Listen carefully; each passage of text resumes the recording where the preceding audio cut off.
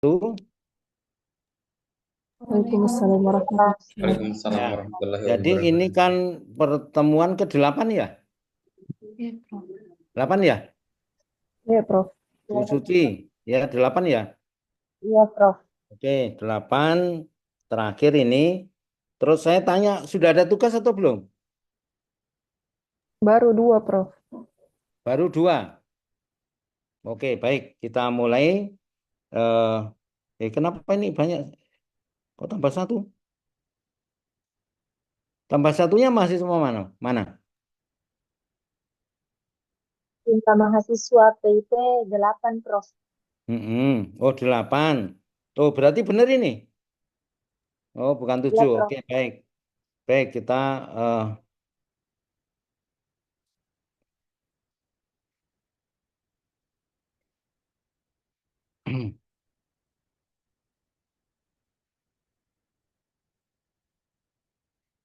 baik, kita masuk di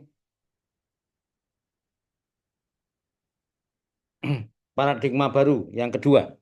Kemarin paradigma yang pertama, sekarang coba kita bicara paradigma baru karena yang namanya filsafat. Ini kan filsafat ya, mata kuliahnya itu mengarah kepada apa visinya kita, visinya ke depan, bahkan juga bisa mengevaluasi yang sudah kita pernah tetapkan ya, mengevaluasi secara akademis ya, kira-kira seperti apa yang seperti itu.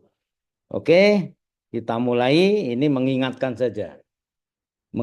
saja bahwa di dalam rangka mengimplementasikan kebijakan-kebijakan pendidikan khususnya yang awal dari sisi payung hukumnya kita menggunakan masih payung hukum Undang-Undang 20 tahun 2003 tentang penyelenggaraan Undang-Undang Sistem Pendidikan Nasional.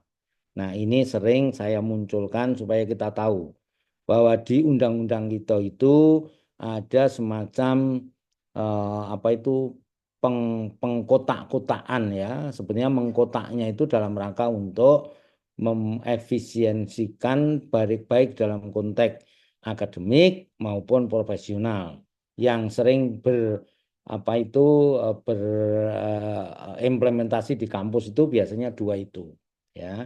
Kalaupun ada pendidikan luar sekolah itu memang pembedaan tetapi tidak terlalu dijadikan permasalahan dalam konteks eh, kampus ya. Nah, oleh karena itu dalam rangka untuk apa namanya meningkatkan itu ya perlu ada yang namanya core kompetensi. Core kompetensi itu adalah intinya atau apa itu intisarinya atau hakikatnya sebuah pembelajaran atau dalam konteks apa itu penyelenggaraan pendidikan. Nah, ini yang di tengah itu, yang hitam itu adalah sebuah fenomena.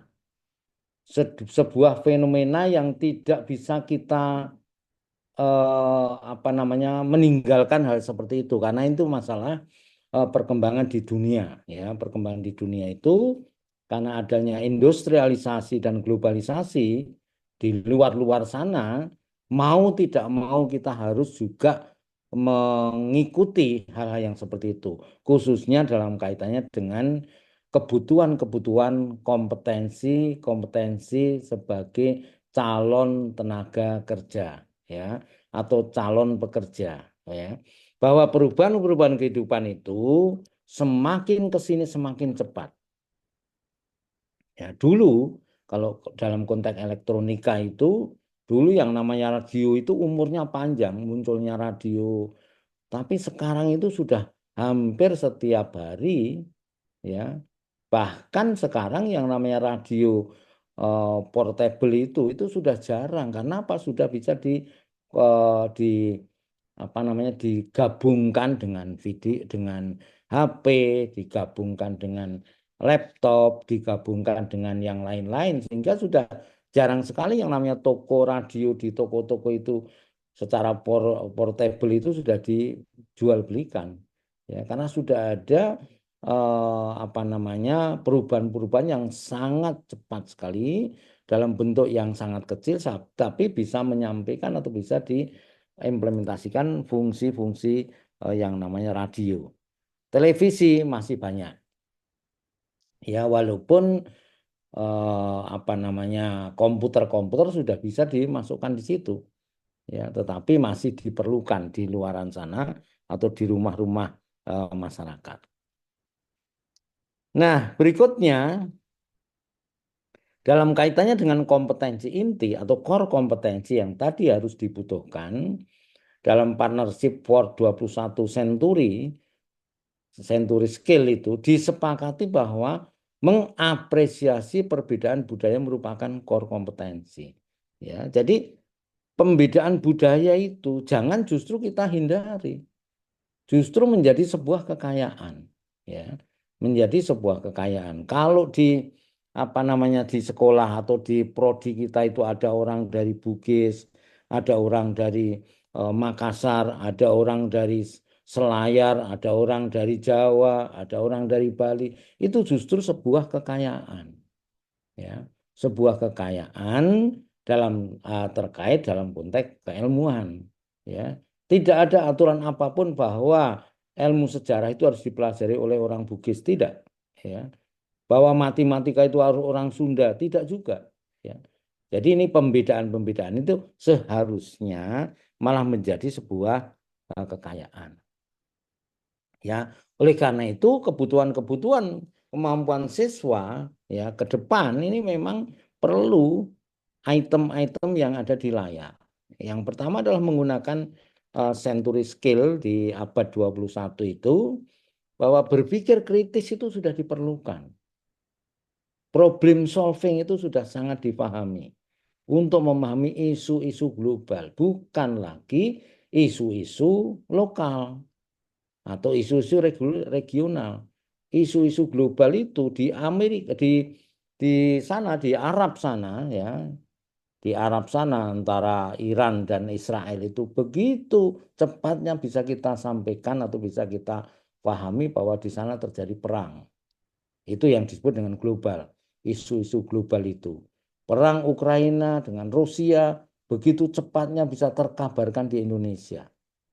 Itu yang disebut dengan isu-isu global. Nah, belajar dari dan bekerja secara kolaboratif sudah tidak relevan menonjolkan perbedaan. Jadi belajar itu apa itu namanya learning by doing itu, ya, learning by doing itu sudah dilakukan, bahkan di dalam rangka pasca sarjana saja ada yang namanya skim tertentu yang sering disebut dengan kelas kerjasama, ya. Kelas kerjasama itu menunjukkan bahwa ada kolaborasi antara pekerjaan dan sekolah, ya, walaupun skemnya berbeda-beda, ya, berbeda-beda, ya. Yang berikutnya lagi adalah memahami budaya negara-negara termasuk penggunaan bahasa Inggris, mudah beradaptasi sebagai lifelong learner. Lifelong learner itu adalah pebelajar seumur hidup.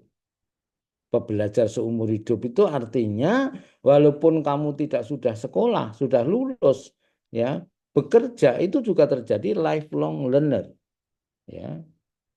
Bahwa pebelajar itu tidak harus menggunakan pembelajaran formal. Kalau dalam konteks teori di teori pendidikan ada yang namanya formal, ada yang namanya informal, bahkan ada yang namanya non formal.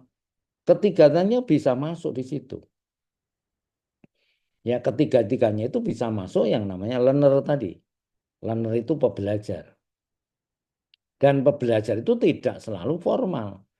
Ya, teman-teman ini yang 8 ini punya grup, ya, grup apa kelas PEP ini itu juga belajar itu, ya. Coba kita pelajari di WA itu. Ada juga orang yang sudah memiliki apa itu namanya sopan santunnya netizen. Kalau telepon, kalau WA begitu mudah dipahami, ya, tidak menyakitkan banyak orang, itu kan sopan santun seorang netizen. Ya, jadi memungkinkan, sangat dimungkinkan. Kalau Anda belum atau belum punya nilai-nilai seperti itu, ya enggak usah memasukkan. Karena menyakitkan banyak orang kan. Kalau orang menulis itu kan juga perlu difahami. Ya. Yang berikutnya lagi adalah memahami kompetensi kunci atau core kompetensi. Core kompetensi itu penting di dunia kita ini sekarang karena orang itu punya semacam kekhususan. Ya, pembidangan kita ada di situ. Apalagi teman-teman ini yang terkait oleh PEP itu harus punya kemampuan dibanding prodi-prodi yang lain. Ya, kalau bicara tentang analisis faktor misalnya, oh, harus hebat itu orang penelitian itu. Ya, untuk memvalidasi sebuah instrumen dan instrumennya itu bentuknya bentuk apa itu kuesioner itu harus melalui yang namanya analisis faktor. Dan analisis faktor itu hanya bisa dilakukan melalui SPSS. Ya, tidak bisa dilakukan secara manual karena itu prosesnya panjang. Ya, jadi kalau orang penelitian, orang PEP mestinya paham di situ. Ada core, ada yang namanya validitas, theoretical validity. Ada konsep apa itu validitas konstruk, construction validity. Ada yang namanya phase validity. Itu kalau orang-orang PEP itu kan harusnya paham di situ, ya. Dibandingkan dengan prodi-prodi yang lain, ya. Nah, oleh karena itu yang namanya ada beberapa pendapat, ya. Ada beberapa pendapat menurut Little ini tahun 2006 bahwa menurut Little menyatakan para stakeholder menaruh perhatian bahwa sudah saatnya, ya, sudah saatnya termasuk pasca sarjana. Pendidikan tinggi termasuk pendidikan vokasi, kan ada dua tadi, pendidikan akademik maupun pendidikan vokasi, sebaiknya meningkatkan employability skill, keterampilan tenaga kerja lulusan kita, termasuk lulusan PEP. Nah, PEP itu punya kelebihan apa? Ya, punya core kompetensi apa? Kan pasti membedakan. Ada bedanya antara prodi PEP dengan prodi-prodi yang lain. Ya, ada core kompetensinya. Biasanya diwakili oleh 3 sampai 4 mata kuliah. Mata kuliah inti namanya. Ya, bukan mata kuliah seperti ini sekarang ini. Sekarang ini kan filsafat, ya. Kalau filsafat itu umum. Tapi pasti ada kekhususan. Apakah di pengukurannya? Apakah di metodologinya? Apakah di pengembangan instrumen? Kan ada di PEP itu. Ya. Berikutnya ini menurut si saya lihat dulu Letcatz itu mendefinisikan bahwa employability skill, keterampilan, ya, keterampilan ketenaga kerjaan kita, keterampilan dan kemampuan ketenaga kerjaan kita atau kita semua ini sebagai suatu keterampilan yang memungkinkan seseorang untuk mendapatkan pekerjaan. Ya, apalagi dunia-dunia sekarang ini, ya kadang-kadang memang membutuhkan keterampilan-keterampilan khusus.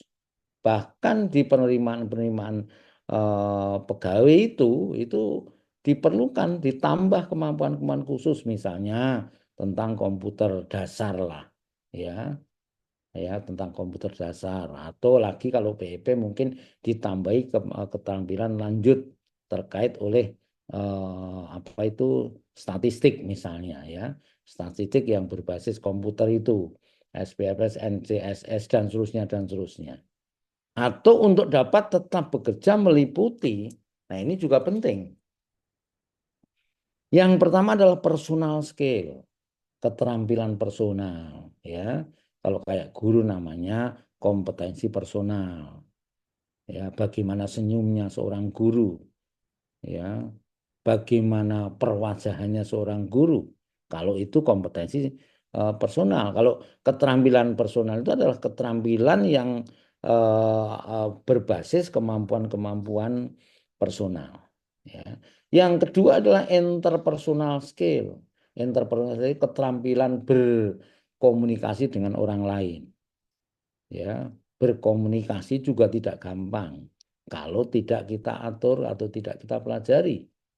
Ya, berikutnya juga attitude, sikap, ya, habit, kebiasaan, termasuk yang namanya behavior, perilaku. Ya, menurut Lankart tadi penting 5 ini: personal skill, interpersonal skill, attitude, habit, dan behaviors. Behaviors itu perilaku. Perilaku seorang pekerja itu ya harus punya kemampuan sopan santun kepada bosnya. Itu kan behaviors, perilaku, ya. Nah, berikutnya lagi adalah menurut si Robinson, ya. Robinson menyatakan bahwa employability skill terdiri dari 3 kelompok keterampilan yang meliputi basic academic skill. Nah, ini lebih mengerucut ini, keterampilan akademik, dasar-dasar akademik. Yang kedua, higher order thinking skill. Ini yang sering menjadi ciri khas teman-teman, khususnya sekolah-sekolah yang paham tentang higher order thinking skill. Ya, higher order thinking skill itu sering disebut dengan HOTS. HOTS itu adalah bagian dari evaluasi. Bagi orang PEP ini penting. Kalau di sekolah-sekolah kita ini pertanyaannya hanya apa di mana apa itu namanya ibu kota Indonesia, ibu kota Sulawesi Selatan, itu hanya knowledge. Ya, harusnya ada noko apa sih, harusnya melalui evaluasi, levelnya dievaluasi. Bahwa pertanyaan-pertanyaan itu bukan hanya pertanyaan selevel knowledge atau comprehension. Minimal sudah masuk di analisis. Ya, kalau di apa itu namanya tes-tes verbal itu sering ditanyakan tentang matematika cerita, ya, cerita bahwa si Ahmad memiliki 5 kambing. Dalam 2 bulan 5 kambing tadi ada 2 yang punya anak 2. Dari anak 2 tadi ditembak oleh pencoleng 3. Pertanyaan ketiga, berapa? Ya, berapa kambingnya si Ahmad? Jadi pertanyaan-pertanyaannya muter-muter seperti itu. Ini namanya cerita matematika, yang itu sudah bagian dari analisis, ya. Kalau orang tidak bisa menganalisis, tidak bisa menjawab itu. Ini yang disebut dengan higher order thinking skill. Dan juga yang namanya personal quality. Ya, kualitas pribadi itu seperti apa sih? Dan itu ada instrumennya. Orang-orang dari psikologi itu banyak instrumen seperti itu, ya. Banyak instrumen-instrumen seperti itu.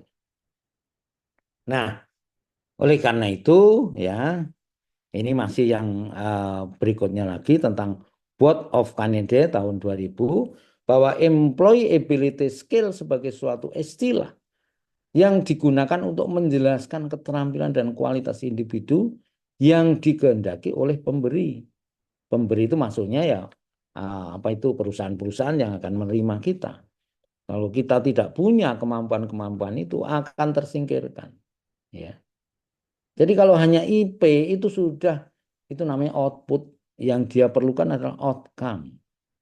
Kalau outcome itu terkait oleh employability tadi. Ya, bukan hanya output. Kalau output IP itu output. Ya, bukan outcome. Ya. Nah, masih ada lagi ini dari Board of ini sudah ya. Oh, sebelum ya. Namanya employability skill dapat dilihat dari 3 elemen keterampilan utama. Antara lain fundamental skill. Kalau kita bicara fundamental skill terkait oleh bagaimana kita berkomunikasi. Bagaimana kita mengelola informasi. Ya, Anda sebagai seorang magister harusnya bisa mengelola informasi. Tidak diambil dan diputuskan secara mentah-mentah. Walaupun WA itu bukan semuanya itu sebuah berita yang benar, maka butuh pengelolaan informasi. Ya. Yang kedua adalah personal management skill. Kalau bicara tentang personal management skill terkait oleh bagaimana kita beradaptasi dengan lingkungan kita, baik lingkungan secara verbal maupun lingkungan secara formal. Kalau Anda ke perusahaan tertentu, bagaimana cara beradaptasi dengan baik, ya, termasuk juga yang namanya tanggung jawab. Tanggung jawab itu tidak mudah, ya. Kemarin itu ada staf di Pasca itu sampaikan, Pak, sudah saya sampaikan, saya suruh bikin surat, ya, surat undangan. Nah, kalau hanya menyampaikan itu namanya send, tapi butuh yang namanya konfirmasi, klarifikasi, namanya recovery. Recovery itu kalau Anda mengundang seseorang harusnya dikonfirmasi apakah undangan itu sudah sampai dan kesimpulan mau datang atau tidak. Ini adalah tanggung jawab. Banyak staf-staf kita itu yang hanya sekedar send. Nah, kalau send nggak usah staf itu. Anak kecil yang di jalanan sana bisa mengirim itu. Ya. Jadi jangan hanya sebatas mengirim. Termasuk juga mengkonfirmasi. Itu namanya tanggung jawab. Ya. Yang berikutnya lagi adalah teamwork skill. Cara bekerja sama. Ini tidak mudah. Karena biasanya ada ego sektoral. Seakan-akan paling pinter. Seakan-akan paling hebat di kelompok itu tadi. Ya, jadi yang namanya tim itu ya juga tidak mudah juga kalau tidak kita pelajari. Nah, bagaimana hubungan employee tenaga kerja dengan pendidikan kita ini? Ya, bagaimana hubungan antara tenaga kerja yang mau bekerja, lulusan-lulusan kita dengan pendidikan kita? Ya, khususnya di pengembangan kelembagaan pendidikan dalam konteks desentralisasi pendidikan. Ini masih saya angkat desentralisasi pendidikan itu karena juga di semua daerah belum happy. Ya, belum happy itu belum clear dengan adanya desentralisasi pendidikan, ya. Dengan adanya desentralisasi pendidikan justru pertemuan-pertemuan eh, ke kedekatan-kedekatan kita dengan orang-orang daerah lain itu sama sekali terputus. Tidak pernah yang namanya orang Sulawesi Selatan diundang di Bandung dulu sebelum itu. Atau diundang di Malang, ketemu seluruh Indonesia. Maka muncullah sebuah organisasi non-formal yang justru mendorong keprofesionalan seseorang. Ya, apa itu yang dimaksud dengan isu-isu strategis dan apa itu namanya desentralisasi pendidikan? Ya, ada 5 ini yang mungkin juga perlu kita cermati. Apakah sampai saat ini kelima-limanya itu sudah betul-betul berjalan dengan baik? Ya. Yang pertama adalah regulatory framework atau kerangka pengaturan. Apakah dengan adanya desentralisasi yang 10 tahun yang lalu itu sudah ada yang namanya pengaturan-pengaturan yang memungkinkan atau yang mengoptimalkan yang namanya desentralisasi pendidikan. Ya. Yang kedua adalah institutional framework atau kerangka institusional. Apakah dari sisi kelembagaan, ya, institusinya itu betul-betul sudah terdukung dengan adanya kebijakan desentralisasi pendidikan. Ya. Yang ketiga ini yang sangat penting juga yang disebut dengan aspek pembiayaan. Ya, dengan adanya desentralisasi pendidikan, khususnya kuota-kuota di pendidikan itu sudah betul-betul didanai di pemerintah daerah. Karena ini yang akan punya tugas adalah pemerintah daerah.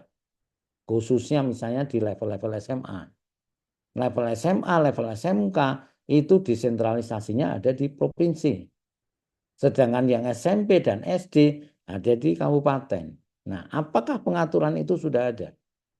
Termasuk juga yang namanya pelayanan pendidikan.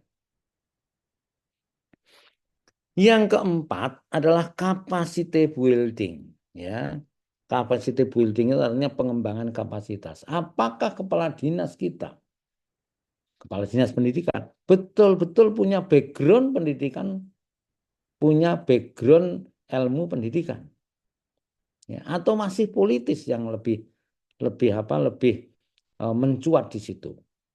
Nah, nanti bisa dilihat, ya, nanti bisa dilihat kira-kira seperti itu, maka nanti akan kita tugaskan hal yang seperti itu, dipotret kondisi-kondisi seperti itu, ya. Yang kelima, apalagi di dunia pendidikan kejuruan, ya, pendidikan kejuruan itu ada yang pengembangan yang namanya kemitraan. Apakah ada kerjasama antara dunia usaha dan dunia industri? Apakah ada regulasi-regulasi? Ya, seperti kayak di Jawa Timur itu. Di Jawa Timur itu kalau bagi teman-teman perusahaan besar yang melaksanakan yang namanya praktek industri, itu pajak daerahnya akan diperingan. Nah, ini namanya regulasi. Ya, supaya apa? Supaya ada rasa keinginan, ada kerelaan sebuah perusahaan itu untuk mempraktek kerjakan teman-teman yang dari SMK, ya. Nanti kita lihat di kita apakah seperti itu, ya. Nah, kerangka pengaturan yang tadi, yang kan ada 5 tadi, ya, pengembangan instrumen kebijakannya pendidikannya adalah hal-hal yang seperti ini, yaitu yang pertama adalah kebijakan desentralisasi pendidikan. Yang kedua yang saya lakukan barusan ini di UNM adalah penetapan SPM, standar pelayanan minimal, ya, supaya masyarakat itu tahu sebetulnya yang namanya pelayanan untuk perguruan tinggi terhadap mahasiswa itu seperti apa, namanya SPM. Berikutnya PP yang mengatur kewenangan, kalau ini yang mengatur adalah mereka, pusat, ya. Yang berikutnya lagi adalah model pengelolaan yang dikembangkan oleh pusat untuk diimplementasikan di tingkat daerah. Ini juga mungkin akan dipotret nanti. Apakah itu akan terjadi? Ya. Berikutnya lagi adalah kaitannya dengan kerangka kelembagaan. Ya. Kalau bicara kerangka kelembagaan itu, apakah ada perubahan yang mungkin terjadi dalam fungsi dan struktur organisasi? Ya. Apakah kepala dinas pendidikan termasuk juga di bawahnya yang namanya kepala subdit itu, ya, atau subdin betul-betul sudah bisa mengcover keberadaannya di di kabupaten atau di kota itu. Apakah adanya subdin pendidikan kejuruan misalnya, subdin pendidikan umum, pendidikan PAUD, apakah itu sudah terjadi? Ya. Di tingkat pusat perlu dilakukan review yang sistematis tentang struktur organisasi kementerian. Kalau ini bukan wilayah kita, ya, bukan wilayah kita. Paling tidak yang wilayah-wilayah di provinsi. Nah, berikutnya lagi adalah yang namanya pembiayaan dan pelayanan.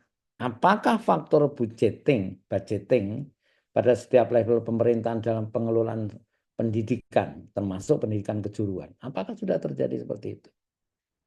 Apakah perlu dikembangkan model penganggaran yang bersifat sektoral dan spesifik? Bahkan perlu fleksibilitas penganggarannya. Tanya nanti di dinas. Ya. Yang ketiga, perlu dilakukan model pengawasan yang dapat dipertanggungjawabkan dan mencerminkan good governance dalam pelayanan pendidikan umum dan pendidikan kejuruan. Ya. Termasuk sinkronisasi pola penganggaran pusat dan daerah. Kalau ini tidak perlu, karena ini wilayahnya DPR, ya, wilayahnya DPR. Nah, berikutnya lagi adalah kaitannya dengan pengembangan kapasitas. Perlu dilibatkan lembaga-lembaga non-pemerintah untuk kegiatan pengembangan kapasitas, khususnya dunia usaha dan dunia industri. Apakah di dinas-dinas itu ada lembaga-lembaga khusus yang mengatur keberadaan yang namanya dunia usaha dan dunia industri, atau minimal ada lembaga-lembaga yang menjembatani, ya, lembaga-lembaga yang menjembatani antara dunia pendidikan dan dunia industri. Perlu dilakukan secara intens berbagai macam distorsi pemahaman sistem perundang-undangan yang berlaku. Kalau ini tidak perlu. perlu dikembangkan mekanisme koordinasi yang terlembagakan antara berbagai tingkat pemerintahan dalam mengelola pendidikan umum dan termasuk juga pendidikan kejuruan. Apakah ada koordinasi? Ya. Perlukah dikembangkan model yang efektif dalam pengelolaan pelayanan pendidikan untuk mencapai berbagai tingkat atau status satuan pendidikan khususnya dalam menjembatani dengan dunia kerja seperti yang tadi di atas tadi. Nah, ini mungkin perlu dipotret ini. Teman-teman semua ini perlu memotret hal yang seperti itu dalam kaitannya dengan filsafat tadi, kaitan dengan visioner tadi, ya. Nah, berikutnya lagi dalam kaitannya dengan implementasi pengembangan kelembagaan pendidikan. Ya, ini bisa dipertanyakan gampang itu pengembangan kurikulum seutuhnya, ya, yang sering disebut dengan PSS. Manajemen berbasis sekolah itu sudah lama. Kurikulum berbasis kompetensi yang sekarang bergerak di kurikulum Merdeka Belajar. Ya, apakah sekolah-sekolah di kita ini, anggaplah nanti kita ambil sampel di Makassar, berapa persen yang sudah melaksanakan kurikulum Merdeka Belajar? Atau jangan-jangan masih prosentasenya banyak yang kurikulum berbasis kompetensi yang tahun 2013. Ya, implementasi pendidikan kecakapan hidup, apakah sudah dilakukan itu semua? Ya, kalau musyawarah guru mata pelajaran umumnya masih jalan, ya. Karena itu mau kurikulum apapun masih diperlukan. Ya, untuk musyawarah MGMP sering disebut MBKM, MBMK, MGMP, ada juga yang namanya MKK. MKK itu musyawarah kepala sekolah. MKS, sorry, kepala sekolah. Itu sering dilakukan. Apakah hal yang seperti itu sudah terjadi? Ya. Namun demikian seiring dengan perjalanan waktu, terutama setelah dilaksanakannya desentralisasi, ya, banyak terjadi inkonsistensi. Inkonsistensi itu artinya implementasi kebijakan pendidikan, pengembangan pendidikan itu tidak terjadi seperti yang tadi saya sampaikan tadi. Maka nanti akan kita potret, ya, kira-kira seperti apa, ya. Nah, oleh karena itu pengelolaan pendidikan di era desentralisasi sudah selayaknya dikembalikan ke posisi dan peran dunia usaha dan dunia industri secara optimal tanpa mengurai roh desentralisasi pendidikan, ya. Sebetulnya ada desentralisasi pendidikan, tidak ada desentralisasi pendidikan, tetapi peran Dudi itu pasti harus terjadi, baik pendidikan umum maupun pendidikan kejuruan. Apalagi di pendidikan kejuruan yang tidak akan berjalan tanpa ada Dudi. Ya, kalau di pendidikan umum relatif, ya, karena pendidikan umum itu memang bukan jenjang terminal, tapi untuk melanjutkan pendidikan di jenjang yang lebih tinggi. Tapi kalau di SMK itu memang terminal, by design memang harus berhenti. Walaupun kenyataannya masih ada banyak yang kuliah, ya boleh saja. Karena demokratisasi pendidikan itu boleh-boleh saja. Tetapi by design-nya memang masuk di tenaga kerja. Yang kedua adalah memberikan penguatan pada lembaga pendidikan yang bernuansa global dengan pengolahan pendidikan baik umum maupun kejuruan yang mengarah pada desentralisasi kewilayahan. Sebetulnya pemerintah sudah melakukan itu, kewilayahan, walaupun sekarang belum berjalan, makanya sekarang perlu ada menteri, makanya butuh menteri itu sekarang. Ya, Menteri AHY itu kan menteri kewilayahan. Mungkin dalam rangka untuk memfokuskan wilayah-wilayah Sulawesi Selatan itu sebenarnya wilayah ekonomi apa, ya, apakah ekonomi pertanian atau ekonomi pertambangan atau ekonomi keteknikan, kan itu ada itu dalam konteks pembagian seperti itu. Yang ketiga adalah pendidikan memperbarui diri dan mendefinisikan ulang serta menyesuaikan diri dengan tuntutan global. Ya, jadi itu memang kita tidak bisa bergeser atau lari dari kenyataan.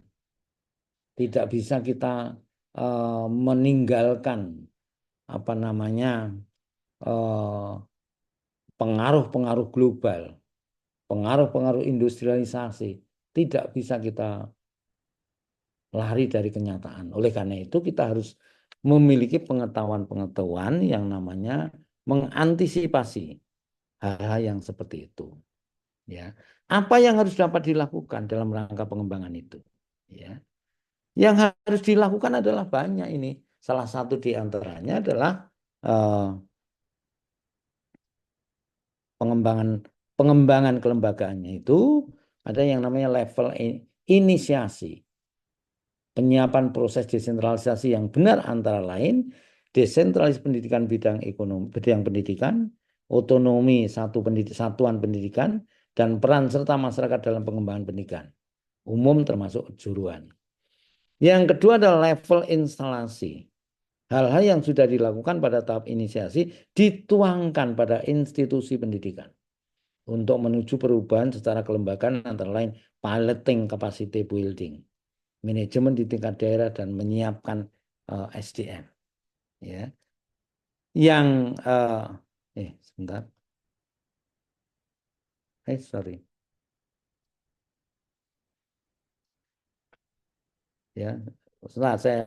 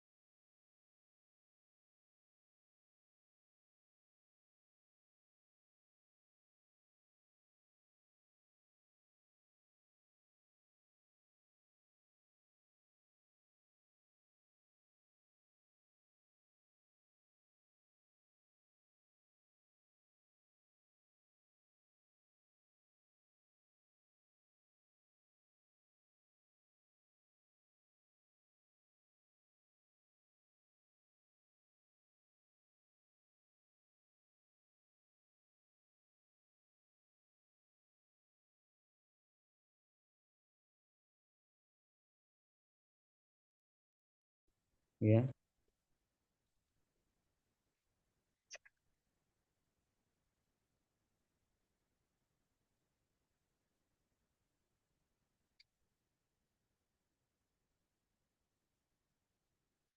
ya, mohon maaf tadi.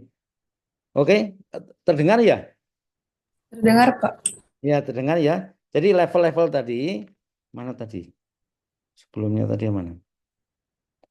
Ya, ini 1, 2, 3 ini konsolidasi. Tahap pengembangan kapasitas institusi dan seterusnya ini. Ini panjang kata-katanya tapi nanti saya bagi saja. Nah, oleh karena itu ini kesimpulannya. Kesimpulannya adalah tujuan utama pengembangan kelembagaan pendidikan dalam kerangka DP itu desentralisasi pendidikan antara lain meningkatkan mutu layanan, meningkatkan kinerja lembaga dan pemberdayaan masyarakat dalam pengelolaan pendidikan. Dan yang kedua perlu diidentifikasi isu-isu strategis. Kerangka ketiga tadi, keempat tadi, pengaturan kelembagaan, pembiayaan, termasuk juga pengembangan kemitraan dunia Dudi. Ya.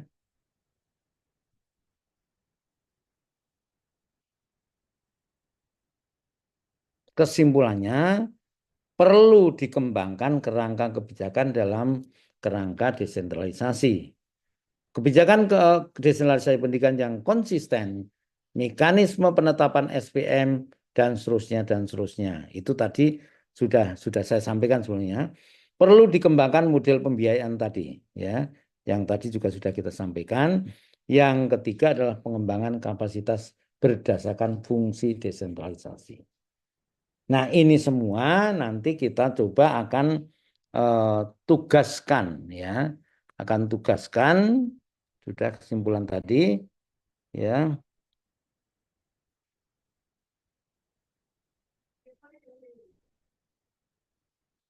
Ya, tadi ada tugas, ya. Ya. Ini sudah tugas keberapa ini? Ketiga ya? Ketiga, Prof. Iya, Prof. Wah, oke, kalau begitu sudah cocok ini tiga ini. Ya. Ini memang implementasi desentralisasi pendidikan itu butuh informasi dari lapangan.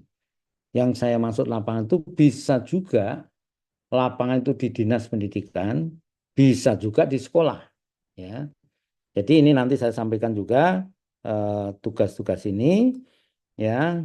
Yang pertama sistematikanya, pendahuluan bla bla bla bla bla, dasar hukum desentralisasi pendidikan bisa Bapak cari di Google itu tentang desentralisasi pendidikan.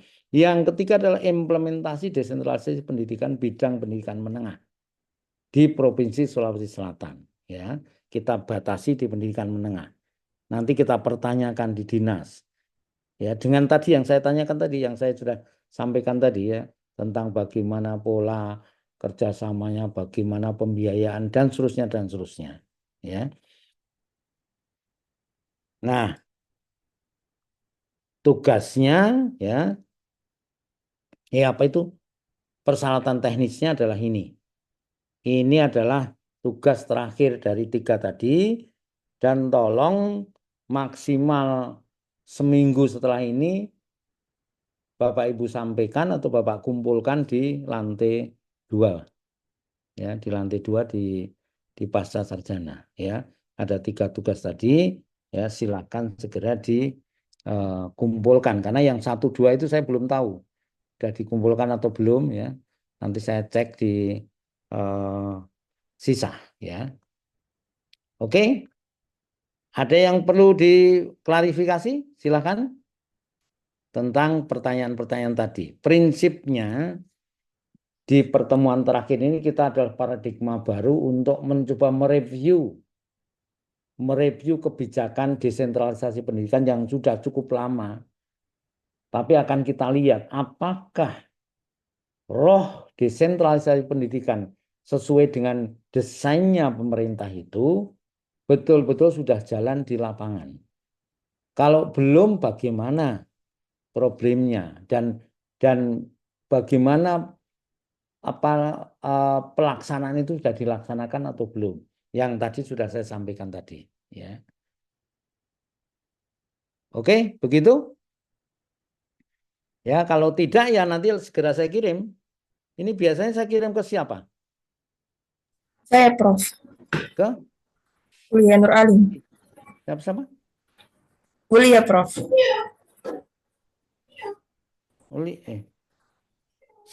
Siapa? Alia ya? Iya, Prof. Oke, nanti saya kirim ke sana. Alia, dicermati, ya, dicermati, dibaca, itu sudah ada sebetulnya apa yang mau kita lakukan ada di dalam situ, ya, khususnya di DP tadi. DP itu desentralisasi pendidikan. Ya, nanti coba kita akan komunikasikan atau kita anggaplah seperti kayak penelitian kecil lah, ya. Tanya-tanya ke sana, bagaimana ininya, bagaimana itunya, berkelompok juga boleh. Tapi saya Pak pengen menggunakan khusus kota Goa, ya, apa itu Kabupaten Goa, ya boleh saja. Kota Makassar boleh saja. Kalau Anda mau pulang ke daerah ke Sopeng ya boleh saja. Ya, jadi silakan aja. Saya hanya ingin mencoba memberikan semacam pencerahan pada teman-teman bahwa ternyata desentralisasi pendidikan itu belum berjalan seperti desain yang ada. Supaya teman-teman tahu bahwa ternyata seperti itu, ya. Kira-kira seperti itu, ya.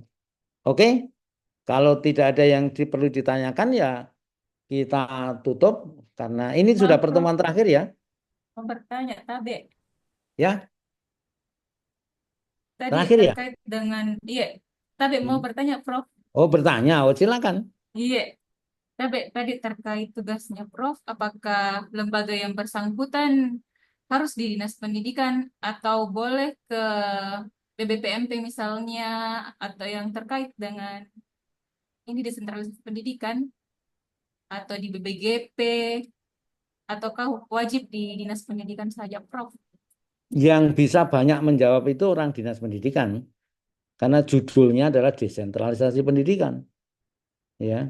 Yang bisa jawab itu banyak ke sana. Ya. Ya kalau Bapak kalau Ibu mau tanya orang lain ya boleh-boleh saja, tapi apakah terjawab? Karena yang judulnya adalah desentralisasi pendidikan. Ya, pasti ada di kelompok-kelompok dinas pendidikan. Tapi kalau di sekolah mungkin. Karena orang sekolah itu kadang-kadang juga tahu di lapangan. Ya, mungkin kalau di sekolah. Misalnya contoh tentang pembiayaan kan dia tahu juga. Ya, orang sekolah itu tadi. Tapi yang lebih paham malah orang-orang dinas pendidikan. Ya. Begitu, Bu, siapa ini? Lilis Suryani. Ya, terima kasih, Prof. Oke, ya. Ada yang lain lagi? Ya. Ya, kalau tidak ada ya coba kita tutup supaya bisa segera dilakukan. Nanti langsung saya kirim ke Alia ya. Alia, oke, oke. Baik, kita tutup kuliah yang kelima, ke-8 ini ya. Terima kasih atas kehadirannya dan mohon maaf kalau ada hal yang kurang berkenan. Inilah yang bisa saya lakukan dalam kaitannya dengan filsafat ilmu khususnya di S2 PEP, penelitian dan evaluasi pendidikan. Terima kasih. Kita tutup kuliah terakhir ini dengan bacaan hamdalah. Alhamdulillahirrahmanirrahim. Wassalamualaikum warahmatullahi wabarakatuh. Waalaikumsalam warahmatullahi wabarakatuh. Terima kasih. Oke. Terima kasih, Prof. Terima kasih, Prof.